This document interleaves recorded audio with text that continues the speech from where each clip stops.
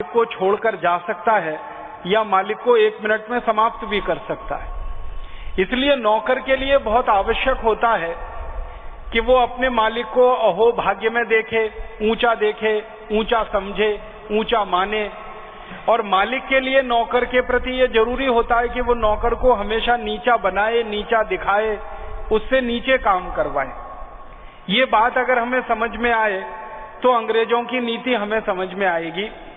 जब अंग्रेज आ गए इस देश में, उनकी सरकार स्थापित हो गई और उनकी ईस्ट इंडिया कंपनी का साम्राज्य जब चलने लगा, तो अंग्रेजों ने भारत को गुलाम बनाकर रखने के लिए बहुत सारी नीतियां बनाई और भारत को लगभग 1000 वर्षों तक गुलाम बनाकर रखने के लिए नीतियां बनाई। कोई 10-20 साल गुलाम बनाकर रखने के लिए नीतियां नहीं बनाई। जिस अंग्रेज ने भारत को सबसे ज्यादा गुलामी में डाला, उस अंग्रेज का नाम है मैकॉले, टीवी मैकॉले। मैकॉले वो अंग्रेज था जिसने भारत को हर तरह से नीचा दिखाने के लिए, हर तरह से नीचा बनाने के लिए रात दिन काम किया। मैकॉले सन 1833 में भारत आया और यहाँ के गवर्नर जनरल का मेंबर बन गया, बोर्ड का। इस तरह से समझ लीजिए जैसे आज हमारे प्रधानमंत्री होते हैं, उनकी कोई कैबिनेट का कोई मंत्री हो जाता है, वैसे ही उस जमाने में गवर्नर जनरल हुआ करते थे और उनकी कैबिनेट का एक मंत्री था, उसका नाम था टीवी मैकॉले। वो भारत आ गया 1833 में और उसने भारत का भ्रमण करना शुरू किया और उसने सबसे ज्यादा नीतियां बनाई भारत को गुलाम बनाकर रखने के लिए। तो उसका एक स्टेटमेंट है जो परम पूजनीय स्वामी जी द्वारा लिखित पुस्तक है, हमारी आजादी का जो शंखनाद, संपूर्ण आजादी का शंखनाद पुस्तक है। इसमें वो स्टेटमेंट छपा है। आप सब इस पुस्तक को जरूर लें और इसको पढ़ें। स्टेटमेंट मैकॉले अपनी पार्लियामेंट में दे रहा है 2 फरवरी 1835 को। I have travelled length and breadth of India. मैंने भारत का उत्तर से दक्षिण पूरा प्रवास किया है। लेंथ एंड ब्रेथ का माने पूरे भारत का मैंने प्रवास किया है। And I have not seen a one person who is a beggar. मैंने भारत में आज तक एक भी आदमी को भिखारी नहीं देखा।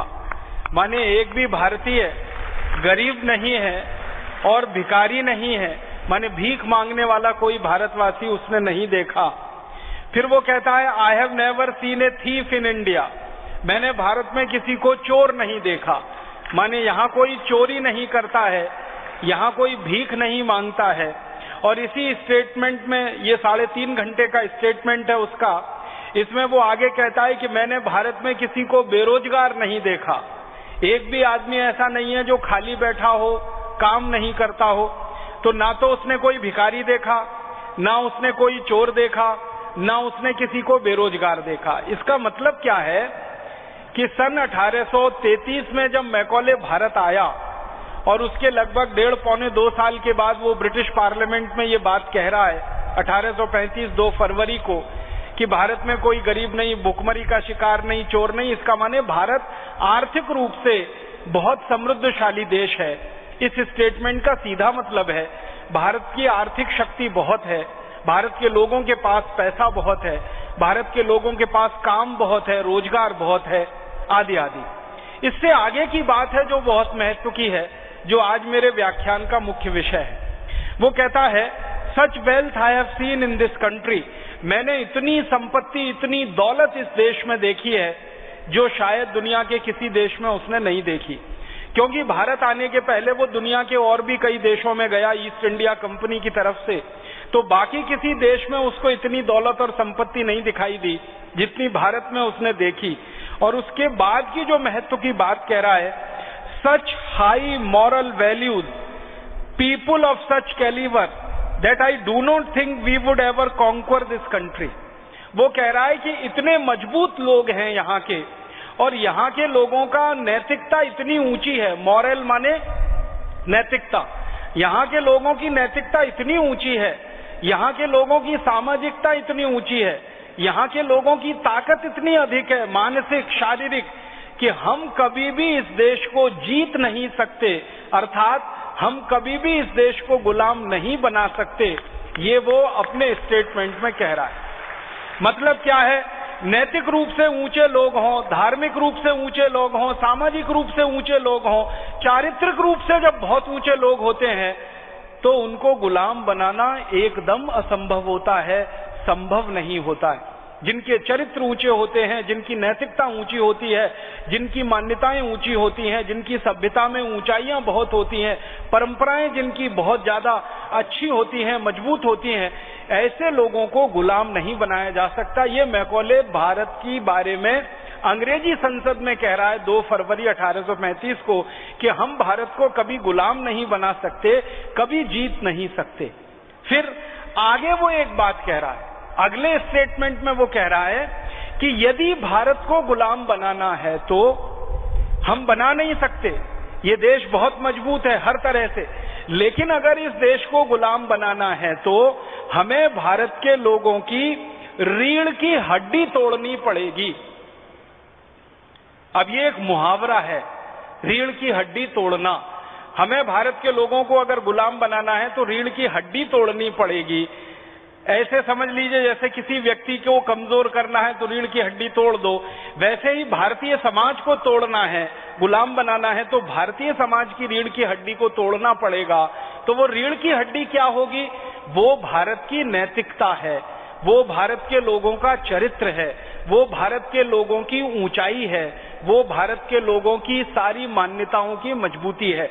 मतलब भारत के लोगों को नैतिक रूप से जब तक तोड़ेंगे नहीं हम, भारत के लोगों को चारित्रिक रूप से जब तक नीचे नहीं गिराएंगे हम, भारत के लोगों को आध्यात्मिक रूप से जब तक कमजोर नहीं करेंगे हम, भारत के लोगों को धार्मिक रूप से जब तक हम कमजोर नहीं करेंगे, तब तक भारत हमारा गुलाम नहीं होगा, नहीं हो सकता। ये एक लंबी बात है, मैं अब यहीं पे इस स्टेटमेंट को पूरा कर रहा हूं। मैकॉले ने 2 फरवरी 1835 को ब्रिटिश पार्लियामेंट में ये बोल दिया कि हम तो भारत को गुलाम बना नहीं सकते क्योंकि भारत बहुत मजबूत है, नैतिक, आध्यात्मिक, शारीरिक, हर तरह से, भौतिक।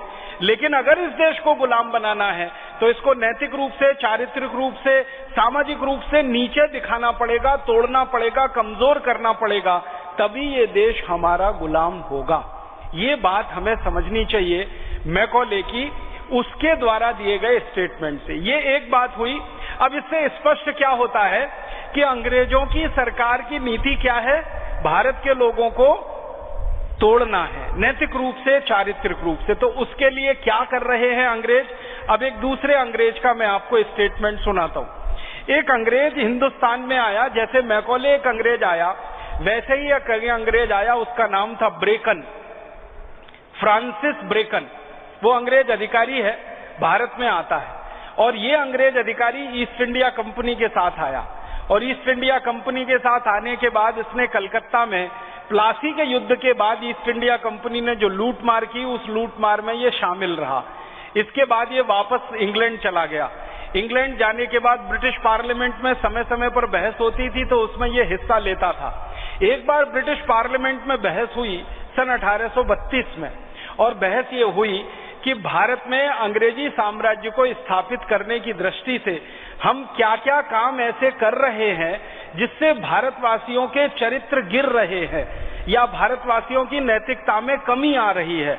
तो ब्रेकन ब्रिटिश पार्लियामेंट में खड़े होकर 1832 में एक बात कहता है कि हमने भारतवासियों की नैतिकता में और उनके चरित्र में एक सुराख कर दिया है, एक छेद कर दिया है। पूरा चरित्र और उसको तो हम नहीं तोड़ पाए हैं, लेकिन एक छेद छोटा सा हमने कर दिया है। तो उससे पूछा गया ब्रिटिश पार्लियामेंट में क्या कर दिया है, तब वो लंबी इतिहास बताता। वो कहता है कि सन 1760 में प्लासी का युद्ध जीतने के बाद हमने कलकत्ता में एक शराब की दुकान खुलवाई है, और उस शराब की दुकान से शराब बिकना शुरू करवाया। 1760 में वहां भारत के लोग कोई शराब खरीदने आते नहीं थे, हमारी दुकान पर कोई जाता नहीं था, दुकान ऐसे ही पड़ी रहती थी। अंग्रेजों ने दुकान खोली 1760 में कलकत्ता में, शराब की पहली दुकान हिंदुस्तान में खुली, उसके पहले कोई शराब की दुकान नहीं थी। और अगर इसको दूसरे शब्दों में कहें तो शराब का पहला लाइसेंस इस देश में अंग्रेजों ने दिया ईस्ट इंडिया कंपनी को दुकान चलाने के लिए। ईस्ट इंडिया कंपनी ने वो लाइसेंस किसी कॉन्ट्रैक्टर को दे दिया और वो कॉन्ट्रैक्टर दुकान चलाता है। तो ब्रेकन उस कॉन्ट्रैक्टर से बात कर रहा है और कह रहा है कि भारतवासी कलकत्ते के जो हैं वो शराब पीते हैं क्या? तो वो दुकानदार कह रहा है ये लोग शराब नहीं पीते हैं। तो आगे पूछ रहा है हमारी नीति क्या है? तो वो कह रहा है हमारी नीति है कि भारतवासी अधिक से अधिक शराब पीना शुरू कर दें, ये हमारी नीति है। इस नीति के लिए क्या कर रहे हो? तो वो कहता है कि मैं भारतवासियों को तरह तरह से लुभाने की और लालच देने की कोशिश कर रहा हूं कि वो यहाँ शराब की दुकान पर आएं, अपना पैसा खर्च करें और शराब पीकर जाएं। फिर वो ब्रेकन पूछ रहा है उस दुकानदार से कि भारतवासी सामान्य रूप से सबसे ज्यादा पैसा कहाँ खर्च करते हैं? तो वो दुकानदार अंग्रेजी बता रहा है ब्रेकन को कि ये भारतवासी सबसे ज्यादा पैसा खर्च करते हैं मंदिर में दान देने में, गरीबों की सेवा करने में, जरूरतमंदों को देने में। तो सामाजिक रूप से, धार्मिक रूप से भारतवासी पैसे का ज्यादा खर्च वहां करते हैं, लेकिन शराब वराब पीने पे भारतवासी खर्चा नहीं करते हैं, क्योंकि शराब पीना इनकी आदत में शामिल नहीं है और इनकी जलवायु जो है, इनका जो वातावरण है, वो भी इनको अनुमति नहीं देता है कि ये शराब पिए। अब ये वार्तालाप है 1760 के आसपास का, और ये वार्तालाप हो रहा है एक अंग्रेज अधिकारी फ्रांसिस बेकन और अंग्रेजों ने पहली जो शराब की दुकान खुलवाई उसके दुकानदार के बीच में। उसके बाद 1832 का एक वार्तालाप सुनाता हूं। यही शराब की दुकान धीरे धीरे बड़ी होती है, इसकी कई शाखाएं कलकत्ता में खुल जाती हैं और बहुत सारी शाखाओं से शराब बिकना शुरू हो जाती है। तो 1832 में शराब की दुकान का जो पहला मालिक है वो तो मर गया है, दूसरा मालिक इसको चला रहा है। फिर उससे पूछा जाता है कि 1760 से 1832 के बीच में क्या स्थिति है, तब वो क्या कह रहा है वो सुनिए। वो कहता है कि अब तो कलकत्ते के भारतवासियों में शराब की खपत बहुत ज्यादा होने लगी है।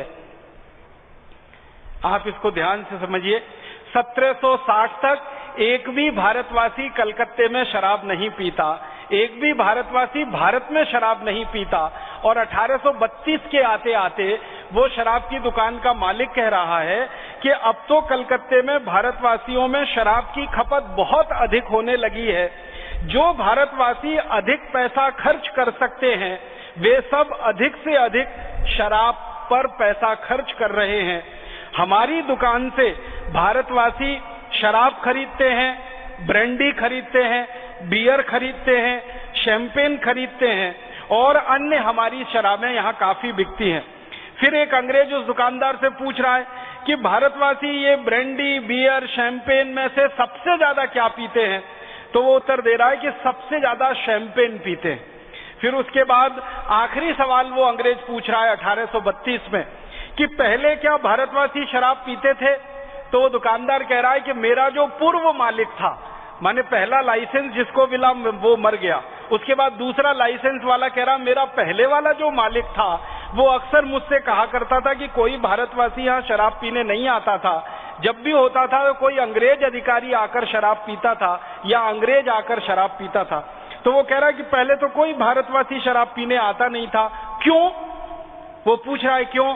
तब वो कह रहा है कि जहां तक मैं जानता हूं शराब पीना भारतवासियों के धर्म के विरुद्ध है। मैं जानता हूं कि शराब पीना भारतवासियों की आदत के विरुद्ध है। मैं जानता हूं कि शराब पीना भारत की सामाजिक रिवाज के विरुद्ध है, और मैं जानता हूं कि शराब पीना भारतवासियों के पर्यावरण और प्रकृति के विरुद्ध है। ये चार उत्तर वो दे रहा है। अब इससे हम अंदाजा लगाएं कि 1760 में एक भी भारतवासी शराब नहीं पीता हो और 1832 तक आते आते इस देश में हजारों लोग अंग्रेजों की शराब पीने लगे हों, तो मतलब क्या है? अंग्रेजों की जो नीति थी वो नीति भारत में सफल हुई, और वो नीति क्या थी? सचरित्र भारतवासियों को, ऊंचे चरित्र वाले भारतवासियों को, ऊंची नैतिकता वाले भारतवासियों को शराब में डुबो देना है, और धीरे धीरे वो इतने शराबी हो जाएं कि उनकी नैतिकता की सारी चीजें छूटती चली जाए। आप जानते हैं दुनिया में शराब एक ऐसी वस्तु है जो किसी भी व्यक्ति को देवता से दानव बना सकती है, जो किसी भी व्यक्ति को देवत्व से राक्षसत्व की तरफ ले जा सकती है। ये अकेली एक ऐसी वस्तु है।